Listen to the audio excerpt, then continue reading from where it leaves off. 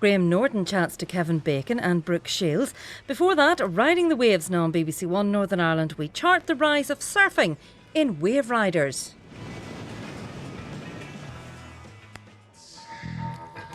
Looks like the sky fall down. No sun in the daylight. Looks like it chained to the ground. Chained to the ground. The water says the exit is open. If you want a way out, silver and silver and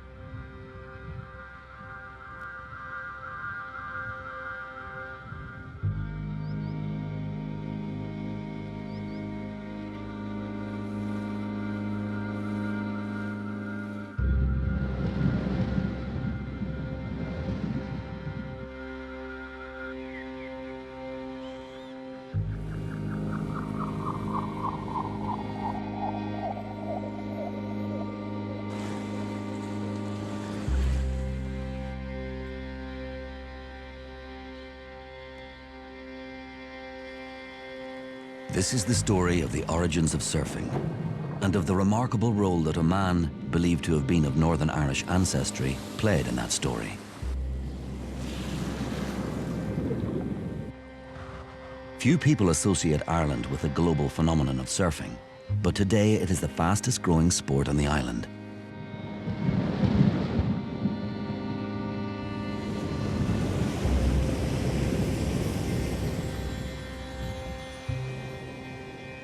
Surfers will cross north and south of the border, searching for the perfect, uncrowded wave.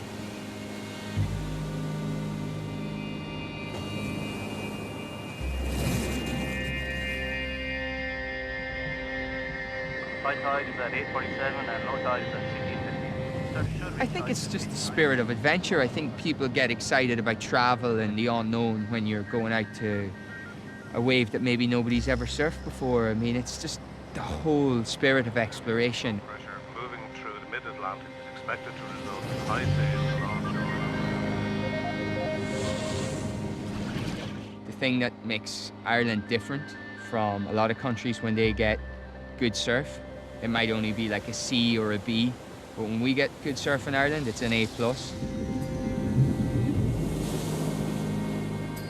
There's an incredible amount of surf. We've got a limestone coastline. We get smashed by North Atlantic swells year-round. It's ideally set up for surfing.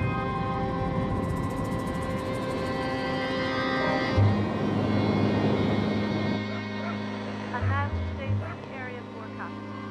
Northwest gales from Erinsbeth. The magical moments in Ireland are, you can travel around the world. I've traveled, surfed every ocean in the world, traveled every continent, seen a lot of places. But when you get the spots of magic in Ireland, when everything goes right, the weather's good, the waves are good, and you're surfing with that sort of friendly crowd of people, it's a truly magical and addictive thing.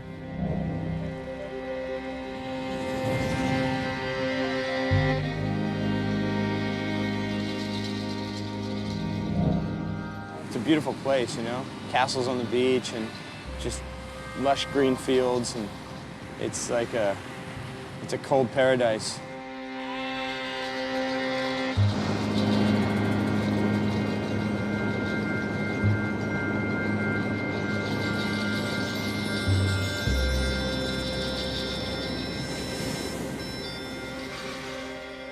In the icy waters off the coast of Ireland, surfers are riding exceptional waves that are now rated amongst the best in the world. Suited and booted in a second skin of neoprene, the image is a far cry from that of the Californian beach boys of the 60s, and further still from the ancient sport of Hawaiian kings. Yet it was a man of Irish and Hawaiian ancestry who revitalized surfing in the 1900s and sent a wave of influence around the world that would eventually return to the shores of Ireland. That man was George Freeth.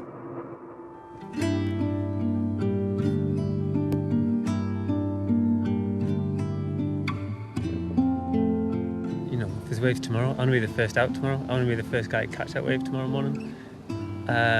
Oh, no one surfed that wave. I want to go to that spot. I want to name that wave. I want to say, yeah, I surfed there first. And I'll go, right, I'm going to call it so-and-so. That's my new spot. And yeah, that's George Freeth. You know, if he was the guy of his time doing those things. George Freeth is one of those characters in the surf world that's taken on almost mythical proportions. How I see George Freeth is, apart from his, you know, very proud that, you know, he had Irish heritage, is he was the original soul surfer. George Freeth was the ultimate pioneer, going places and doing things that people hadn't even thought about.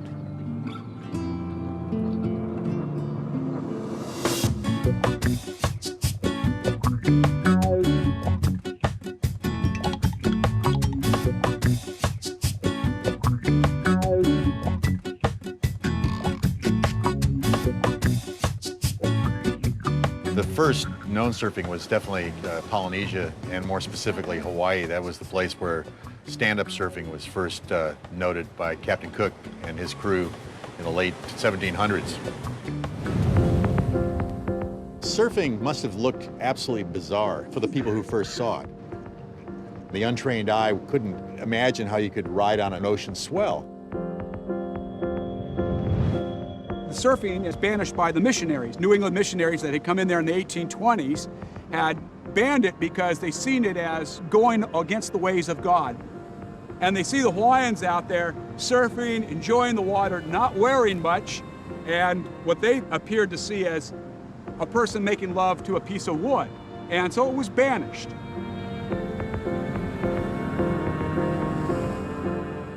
Freeth's father, a well-traveled seaman, is thought to have been part of the tide of emigrants who left Ulster in the late 1870s, eventually landing in the shores of North America.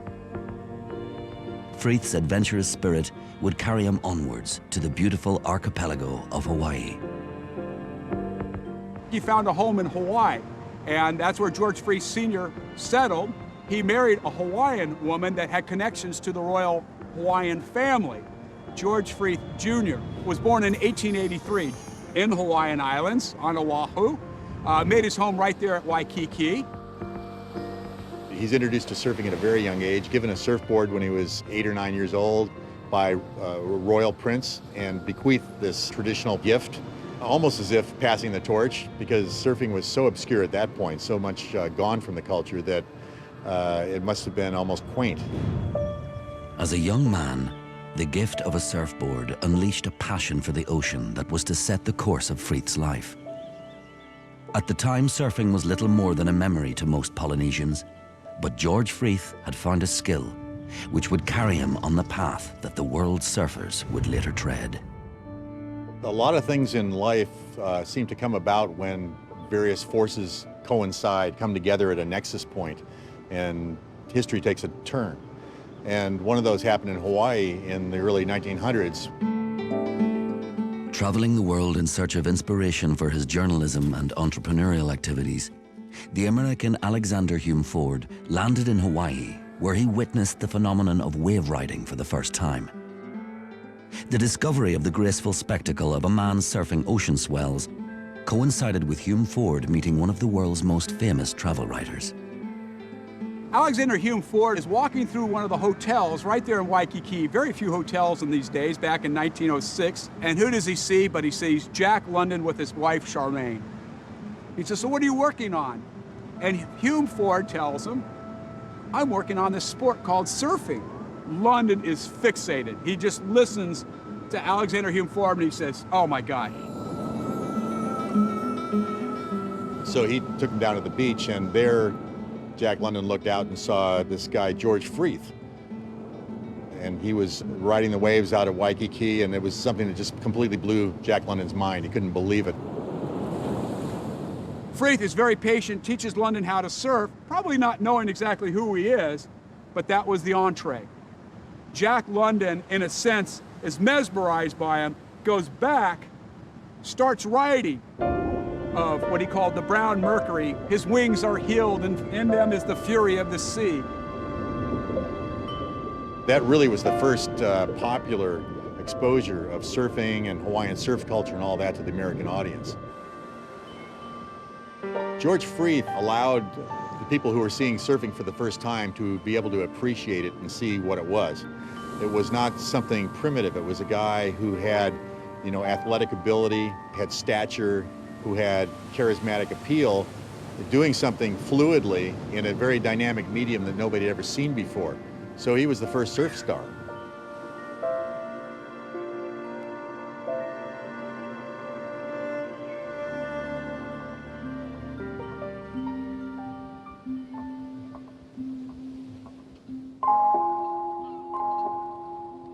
The legacy that George Freeth created has washed back onto the shores of his ancestral homeland today.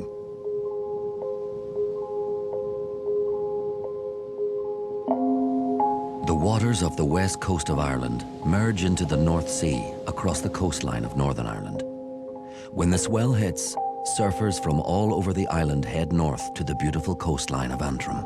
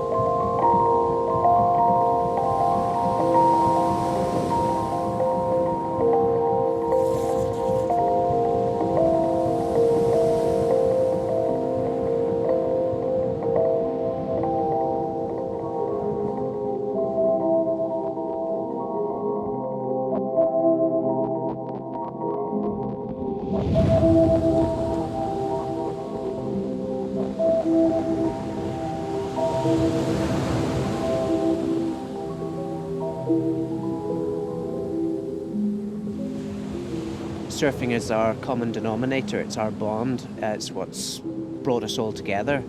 It's given us all direction, a sense of purpose. It's still a form of escapism for us all. We can all just go out there and have a wave and, enjoy ourselves. Dad introduced me to the water at a very young age. He had me swimming a mile when I was 4. That was 64 lengths, and believe me, I think I cried the last 20 lengths, but I was brought up from a competitive swimming background and then a competitive springboard diving background, and then when we moved here, he introduced me to surfing. I remember one of my first surfs was maybe at White Rocks when I was about 9. I just surfed 8 hours a day. You wouldn't see me for dust. I'd be up in the morning, bowl of cornflakes, out, surf 4 hours, come home at lunch, bowl of cornflakes, out, surf another 4 hours, come back, bowl of cornflakes. Those days, the wetsuits, man, they were just so hard. I would come home with big welts underneath my arms here and my neck raw. I remember being in school, being taken to one side. What, Andrew, is there any trouble at home? They'd seen all these marks on my body. I thought I was getting abused, but it was basically my wetsuit was abusing me and the amount of salt and time in the ocean. I just happened to be here before it really started off. You had 4 basic areas where it started off roughly at the same time in Ireland as Irish surfing, and that would have been Portrush, Rossnowler, Sligo and Tramore. How was that? Good. And you stood up? Yeah. Are you going to be a surfer one day when you grow up? Yeah. Yeah? And how about you, Ethan?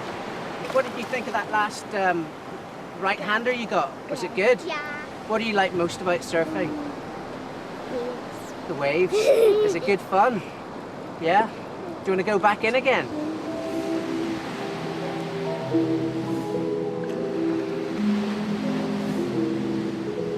The only thing I know about George Freeth is I believe that there's an idea he might have come from Northern Ireland. And Andrew's married to a young lady called Creeth. So we think that we might have an interest in there. Maybe, you know, they couldn't pronounce the C properly over in Hawaii. So maybe it was George Creeth. George Creeth, and maybe not George I'm Freeth. sure it was George. Yeah, it probably was. We'll have to have a look George at Frankie's family tree. Yeah, not Freeth.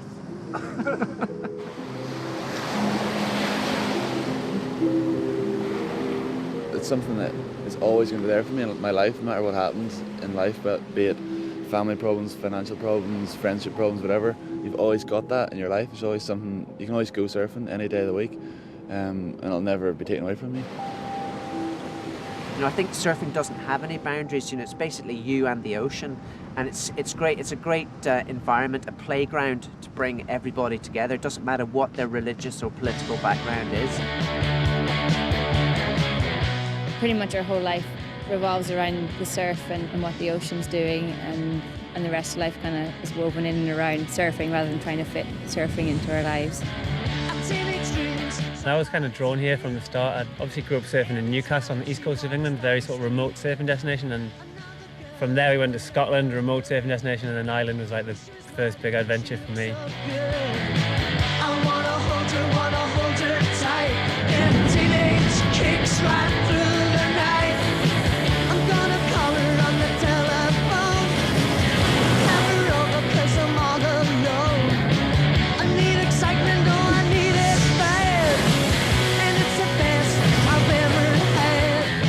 I grew up in Bundoran, which is a seaside town, and I grew up about 100 yards from the beach.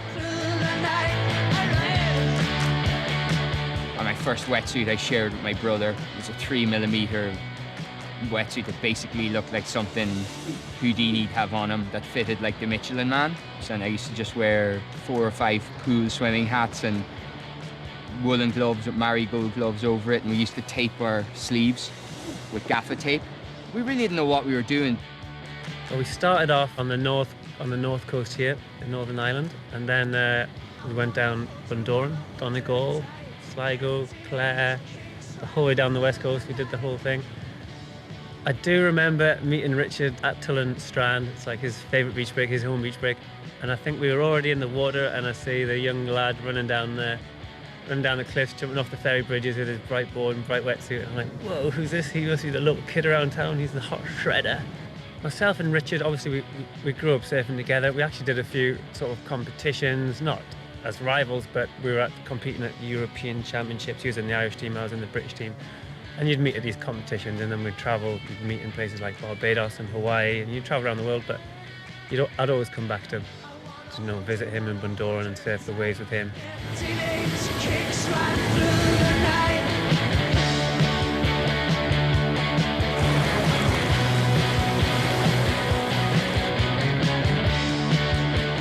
I feel really at home in the ocean, and surfing's a huge part of who I am.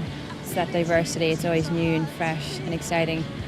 Like, realise your potential, and as soon as you hit the water, it's like nothing else matters.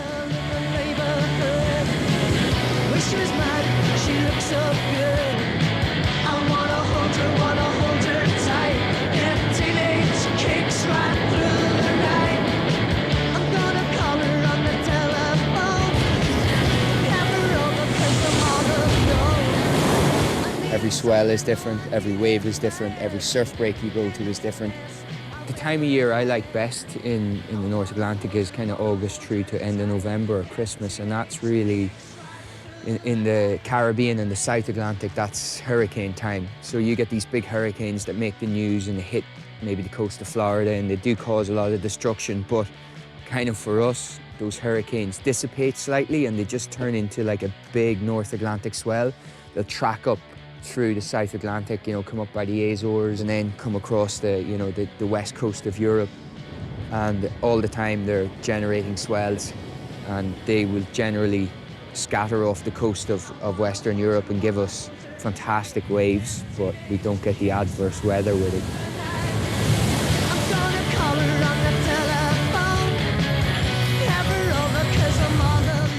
And I think the thing with this chasing waves and traveling and surfing, you are just getting out to places that, you know, why would we be sitting here? There's a crazy rocky outcrop in the middle of nowhere, you know, but there's the sea right there, and then maybe there's a little surf spot just down the road.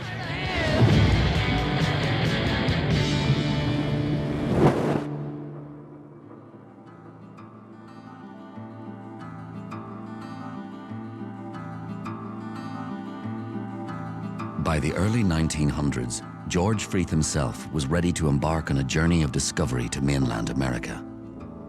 Leaving behind the waves he had tamed and the fame that surrounded him, the waterman traveled to California, taking his passion for the ocean with him. Surfing was poised to become a global phenomenon. Freeth was such a celebrity that he was the guy selected by Henry Huntington, who was interested in developing the shoreline community of Redondo Beach in Los Angeles. He brought Freeth over to demonstrate surfing to that culture so that he could seed some kind of attraction, advertise his new saltwater plunge. And in California, same thing. People didn't even know how to appreciate what they were seeing out there. It was a sensation. There were thousands of people on the beach. They were just completely overwhelmed by seeing this guy riding waves. George Freeth was promoted as a showman, but the natural waterman knew his skills could be honed to create an awareness of the ocean and prevent loss of life on an increasingly populous Californian coastline. To this end, Freeth concentrated his efforts on establishing skills that would be adopted by the Redondo Beach lifeguards. They had just prior to him arriving, maybe 2 months before, lost one of their members. As they were practicing, the boat capsized, one of them drowned. These guys were not swimmers. At that time, if a person was drowning, the lifeguard's response was to gather enough guys to drag the dory into the water, right? By then you're looking for the body, and you're not going to find anybody hardly. Where Freeth revolutionizes things, here's a guy that loves the beach, brings this board down and starts surfing. And he likes people. So he starts teaching others how to do it. Then he starts teaching them to swim. First in the plunge, get them in the ocean. What he's doing, in effect, is teaching them how to become lifeguards.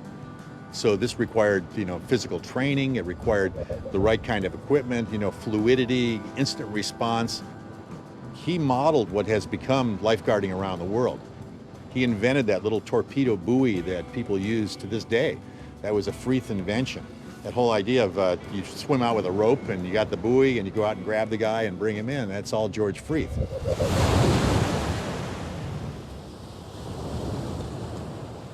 The moment of truth will come on December 16th, 1908. He will be working as a volunteer out at the end of the Venice Pier. A group of Japanese fishing boats are sailing up along this very ocean right here, and they're coming back to their port at Pacific Palisades. And as they're trying to come back to the long pier, a surprise winter squall comes out of nowhere. Rain starts to come down.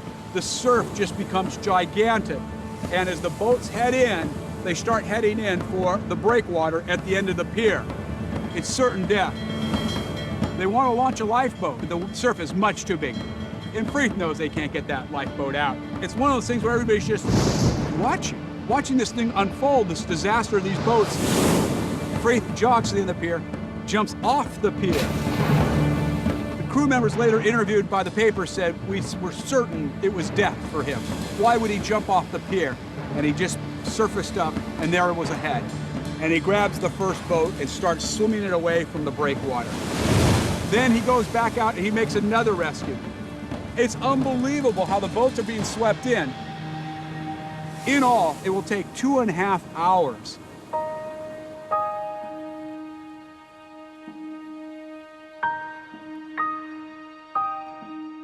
And on the last rescue, hypothermia had basically frozen him so much that he could barely move his body. They had even told him, don't go back out, after he had rescued one more crew, and then all of a sudden he's running back out. Said, don't go back out, because he was near death. Nobody had seen anything like that. The newspapers the next day, front page of the Los Angeles Times, about saving these guys from the jaws of death. He won the Congressional Medal of Honor. He was a remarkable athlete, but also into service as a way of, paying for that opportunity that he had to be in the ocean.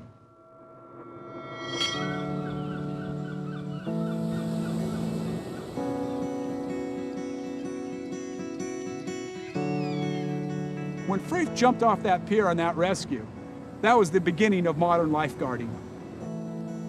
Over the years, Freeth blazed a trail through California, spearheading the sport of water polo and adding the title of Olympic swim coach to his list of achievements. Freeth coached not only champions, but also the man who is widely recognized as the ambassador of modern-day surfing, Hawaiian legend Duke Kahanamoku. Freeth's extraordinary bravery and athleticism in the water gave him a superhuman image. Yet, an epidemic of Spanish flu that swept across North America in 1918 cruelly proved that George Freeth was vulnerable to a terrible disease. History abandoned Freeth to the anonymity of a modest waterman. But he, more than anyone, created a wave which took the sport from the Pacific Islands to California and eventually back to his father's homeland and into the hearts of the pioneers who followed.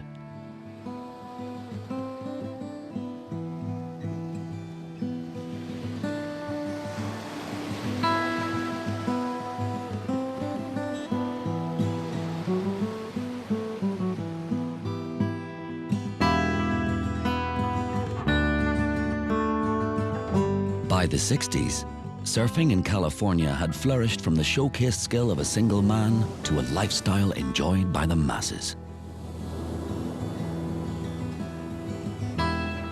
As a young, soulful Irish-American of the Beach Boy generation, Kevin Naughton dreamed of leaving the crowds behind him and traveling in search of the perfect empty wave.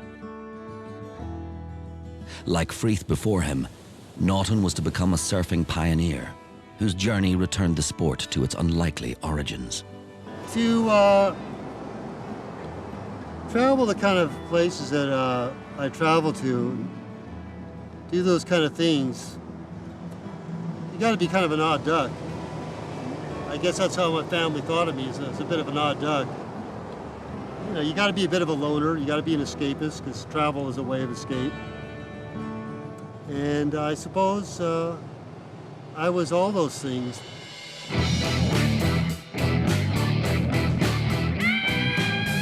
Well, for me, the early days of California surfing would have been the mid-'60s. And I was a kid growing up then, caught the surfing bug like so many others. And it was a great place to be surfing around that time.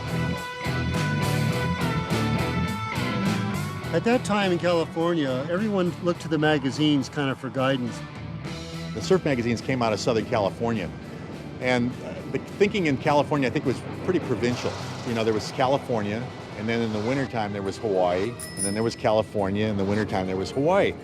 And the feeling was that there were waves elsewhere in the world, but they really couldn't compare. In the late 60s, surfing went through a large transformation. Again, a lot of things came together at once. The surfboards went from long, cumbersome things that were hard to travel with to shorter boards that were light and easy to travel with. In '71, I decided I was going to take a trip down to Central America. I'd heard that there was some waves down there. Nobody seemed to know anything about it. And it was like part of a great unknown. I had a Volkswagen van at the time. That was the mode of travel for anybody who was hitting the road. Threw my board on top, talked a couple of friends into going, and we drove all the way down to El Salvador and scored some really good waves. And surfed for about 2-3 months down there. Came back. Craig Peterson, he was one of the local guys at Huntington. He was an up-and-coming photographer at the time. He was just getting on the staff at Surfer. and he'd heard that I had been down to Central America, and apparently the travel bug had bitten him too, because he started bugging me for what's it like, where are the ways like. Going away to leave you, I'm gonna leave you in disgrace. Nothing in my favor. At that time, you kind of held your cards pretty close. You didn't really want to give away spots. Isn't that what happened? Yeah. And then, you know, I finally, you know, said, okay, well, look, if you're going down there, you know, I'd like to come down there too. Maybe we could meet up down in, you know, El Salvador or something. And he said, yeah, okay, we'll see. We'll see if you make it down there, you know, really. Because a lot of guys say they're going to leave from California to go make it down to Central America. Very few ever really do. So about 4 or 5 weeks after you'd already been down there, sure enough, one evening we rolled in with a little Volkswagen Bug, you know, with boards and cameras and stuff, and said, all right, we're here. And I was so surprised when you showed up, but he showed up, and I said, okay, he proved himself. He drove down from California to El Salvador. I guess I'll show him the spots.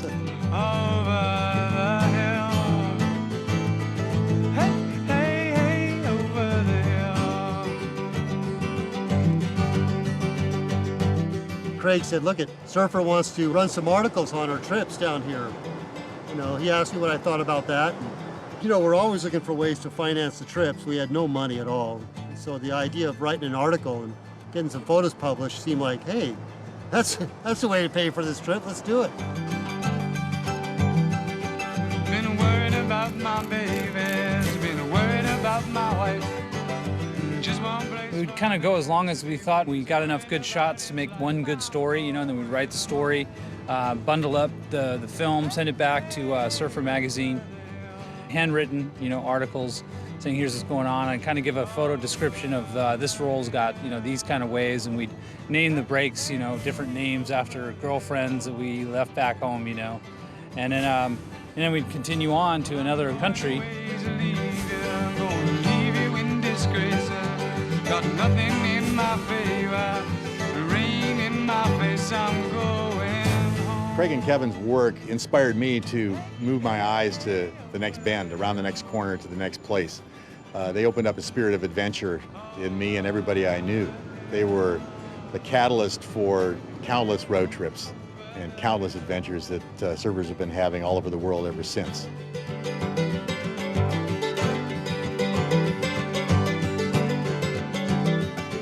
Craig and I traveled then pretty extensively for a few years, wrote quite a few articles, had a good time, and then I decided to go to Ireland to live and surf for a while. Actually, I was going to school there, going to university.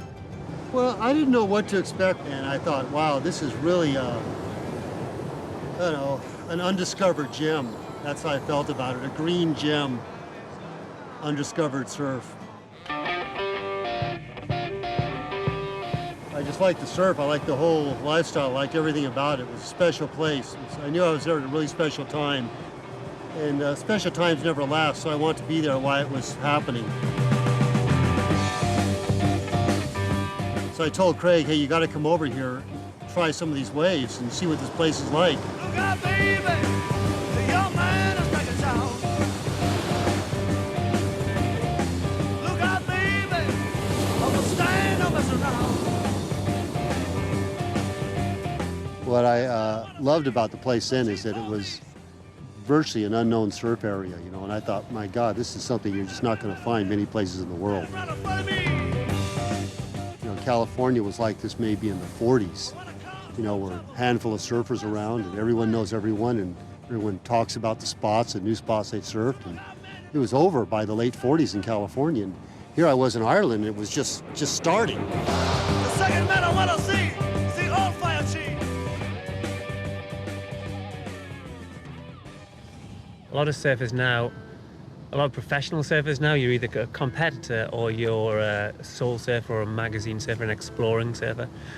And Kevin Norton was doing that off his own back, you know, way before pro surfing hit the big time. And now surfers are getting paid to do the things that he did. He set off by himself, traveled around the world, took a camera, wrote a report, sent it home, and it made the magazines. But now pro surfers are getting paid to do that, and they'll take with them a cameraman, they'll take with them a writer. He was way before his time.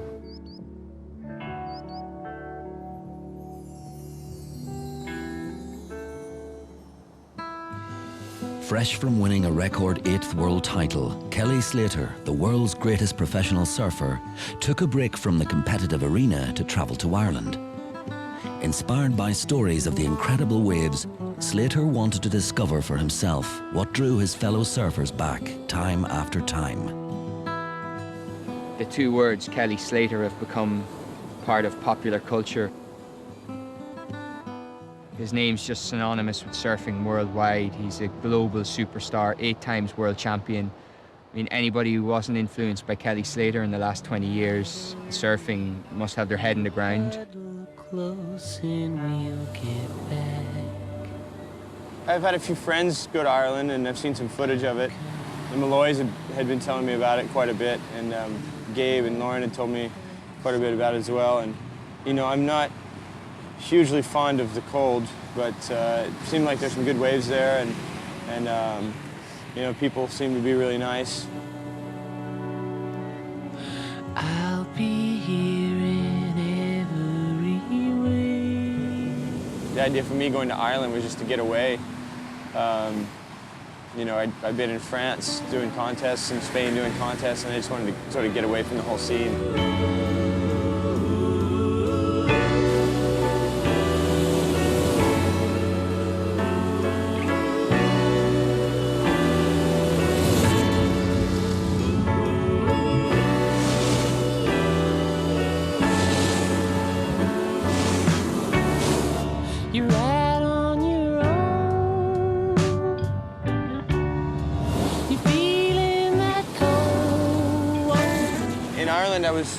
I was sort of hoping that I would get to surf with no one out, and there's about a dozen people out or more. You know, at first I was a little reluctant. I didn't really want to surf with anybody, and then I went out and it was just like a little party out in the water, you know. Everyone was just having fun and talking and good conversation.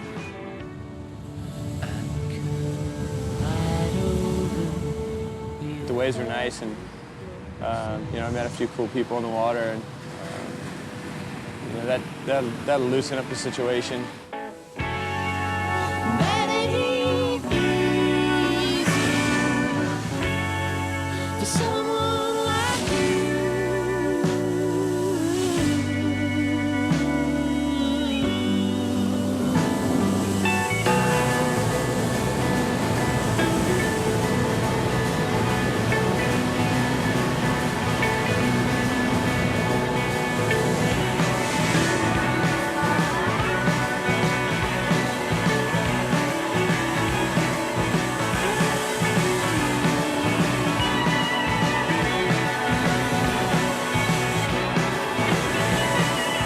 You know, some people might argue that pro surfing is the opposite of soul surfing, but I think you'd find that pros love surfing as much as anyone, maybe more than anyone. So much so we've figured out a way to make it our lives. You know, there's nothing better to me than just going surfing with, well, with nobody, I guess.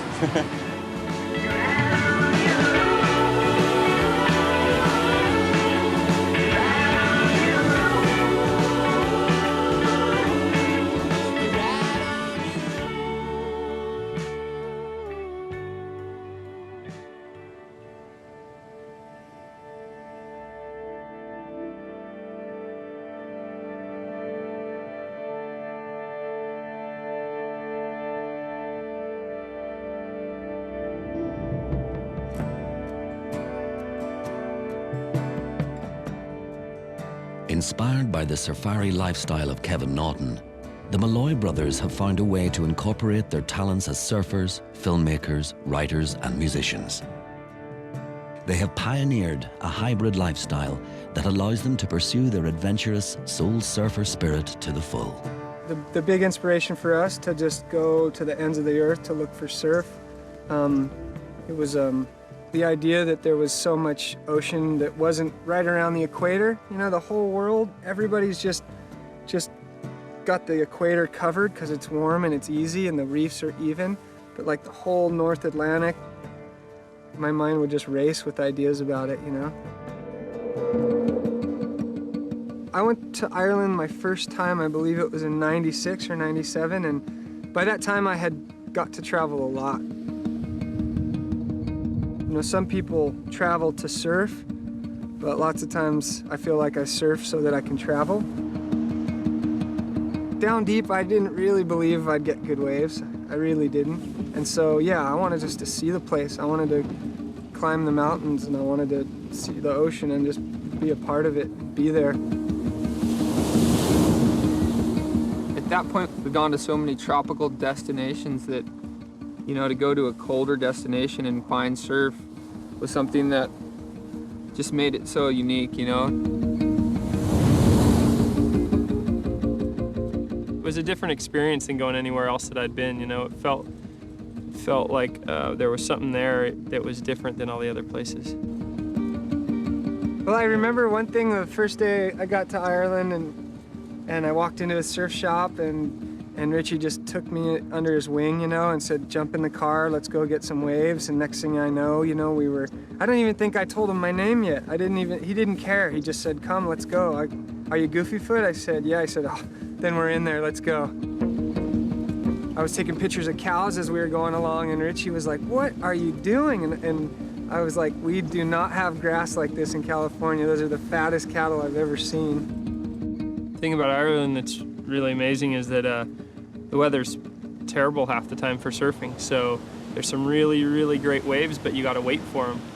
And while you're waiting, that's when you get to know everybody and start to learn about the people that you're around and the place, you know, that you are. I don't think that the Irish surfers in the mid-90s really knew what they had. And, you know, I had just, you know, come from Chopu, I just come from Pipeline, I just come from all, you know, G-Land, all these different places. And when we got there in the mid-90s, I don't think they really realized what they had, and we were able to go, oh my gosh, oh my, like, and so for us to just kind of be like, come on fellas, you're almost there. And then you go back the next year and I'm sitting on the shoulder and watching those guys just get these stand-up perfect barrels, you know? So it's been really fun to watch the progression.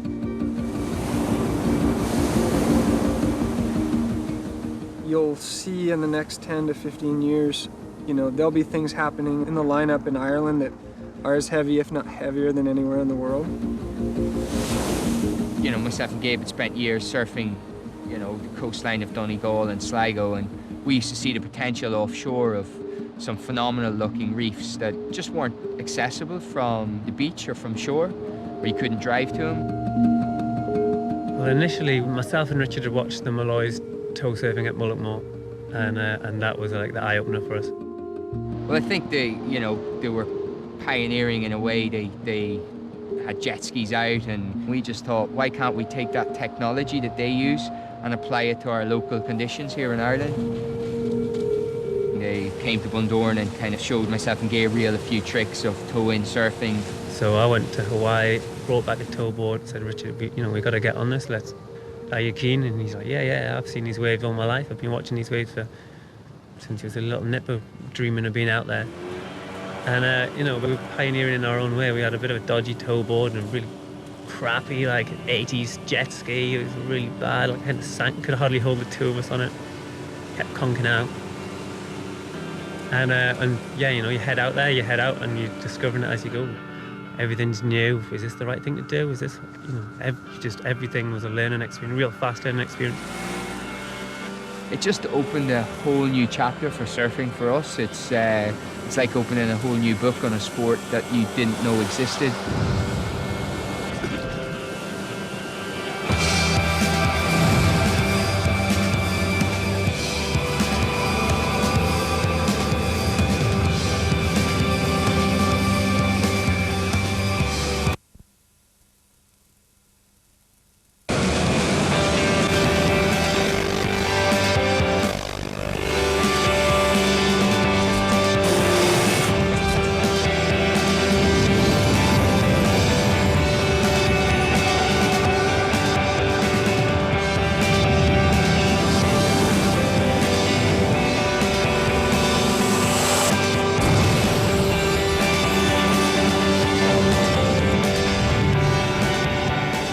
addition of a jet ski and a boat to our arsenal of surfing equipment has just opened up this part of surfing that has kind of been untapped in Ireland. So, you know, we're finding really vicious, heartbreaking, hollow slabs off islands and off parts of the coast that aren't accessible by roads. And for me, that's one of the most exciting areas of Irish surfing at the moment. You have your big waves for towing, but you have all this gnarly, vicious, hollow slabs that you can just find in every nook and cranny of the Irish coast.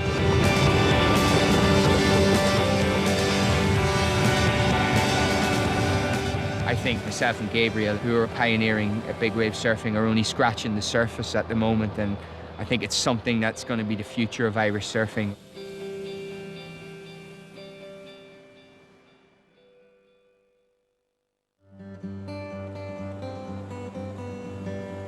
There is a newly discovered wave off the coast of Ireland beneath cliffs so immense as to make waters below seemingly inaccessible to surfers. But no challenge will defeat the courage of a determined surfer. The name of this headland is Ailna Shark, which comes from Celtic mythology. And at the time St. Patrick came to Ireland, the high kings at the time, they were known as Tuatha Dé Danann. And so they were banished to caves here locally. And many centuries later, a ray of light came into the cave and 7 foals came flying out, and they galloped along these cliffs apparently and came to their fate. They went head first off the cliff, and that's why the headland is called Ailna Shark, which is the Irish for leap of the foals. So the first time we surfed the break, we just played with the Irish name. We heard about the mythology, and we just came up with the name of Aileen's. Every time you come, you're just in awe of the surroundings and the waves, so it's just the whole package is just incredible. The wave, you know, is such that it's such an incredible wave that, you know, it kind of justifies itself. So it does justify the best surfers in the world coming here to kind of see what they can do.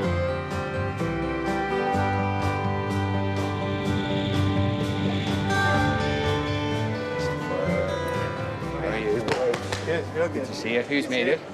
Yeah. Keith? Yeah.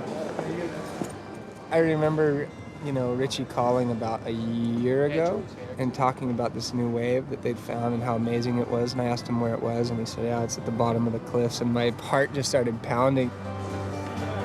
And so to come over for this swell, I mean, I just dreamt about if it looked that beautiful looking down, what would it feel like on a big wave looking up at those cliffs, you know? And yeah, I didn't sleep. I didn't sleep for a couple days.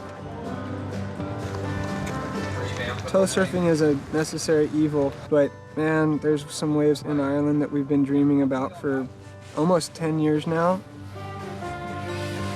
There's just no other way. They're too vicious. They're too much for a human. So yeah, I wake up at night sometimes thinking about a couple of those waves. I really do, and you know, I'd rather get those waves in Ireland on than anywhere in the world. You know, those are the ones that I dream about. Yeah, there's already swell.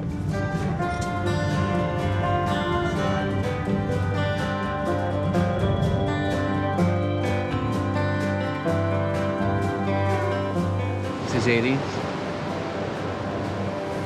It's the cliffs of Moher.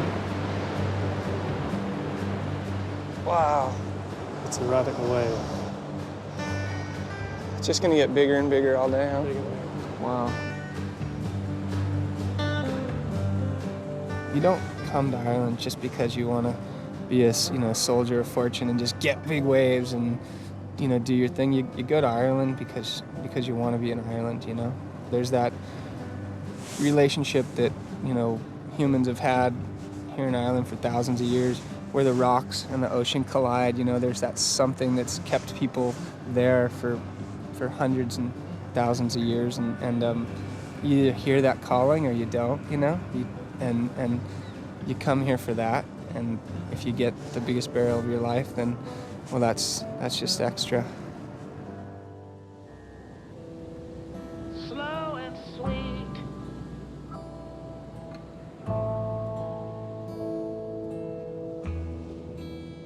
It carries me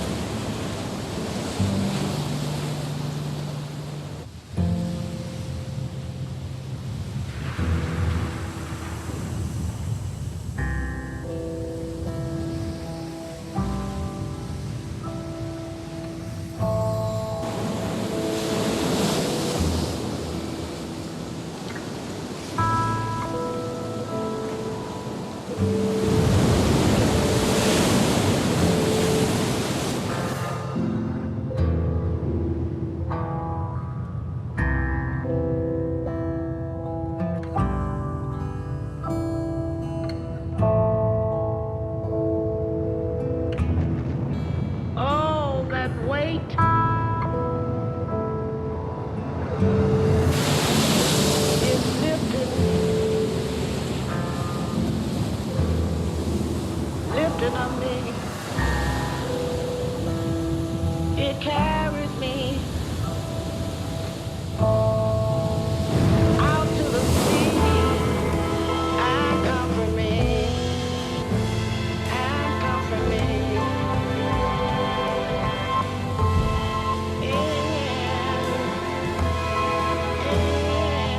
Into the deep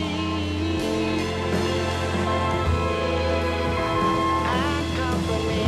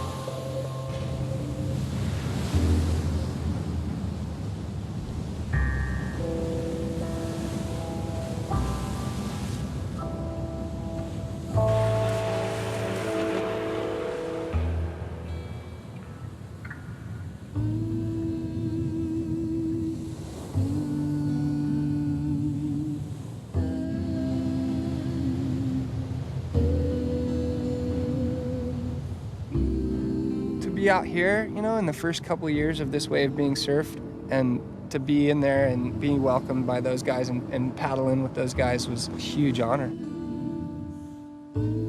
I was just thrilled to see Iski out there and get a couple waves, you know.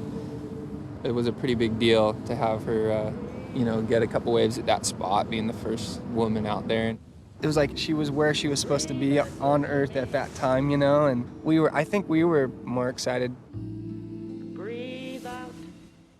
The first time I came to Ireland, you know, I ended up down by the cliffs, not even knowing the potential, the surf potential, but just sitting on there and just felt like one of the most beautiful places I'd ever seen on Earth.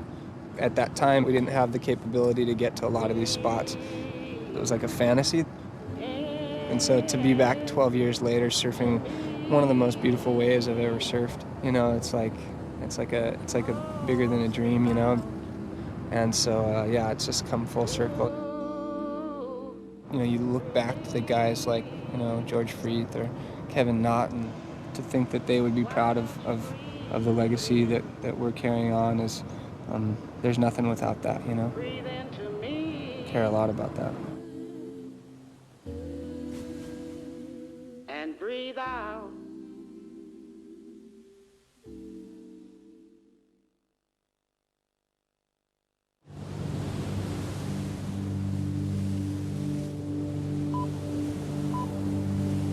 And now the weather. Warnings remain in place to all ships, fishing vessels and people close to coastlines because of huge waves forecast on the western seaboard today. All Irish coasts are expected to see high seas. Strong winds to between 80 and 100 kilometers per hour. Exceptionally, rough seas will see significantly large waves. The Met Office has issued coastal warnings. Waves of 14 metres, the height of a 3-storey building, are forecast in seas off the northwest coast this morning. The Met Office has issued coastal warnings. Storm conditions. It's big, it's super powerful. It's one of the biggest swells in years.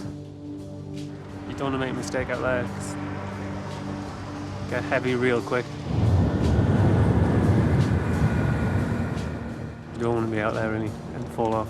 We don't want to fall off on any waves, so you want to make every single wave. That is huge. It's huge. It's huge. Big, dangerous, shallow, nasty waves. This is going to be a big day, a really, really big day.